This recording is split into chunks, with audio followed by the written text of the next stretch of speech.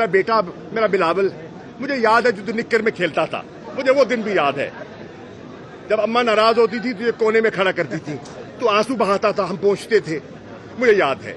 मेरा बेटा, आज 4 अप्रैल है, आज तुम शहीद जुल्फकार अली भुट्टो की बरसी मना रहे हो जिसने इस मुल्क को आइन दिया।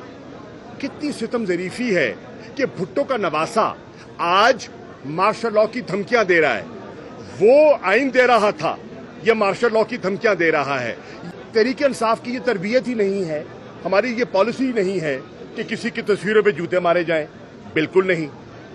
सब इदारे मोहतरम हैं, सब जजेस मोहतरम हैं, हमारे जितने इदारे हैं मुल्क के वो मोहतरम हैं, और हम एक ऐसी जमात हैं जो रूल ऑफ लॉ की पासदारी कर रहे हैं।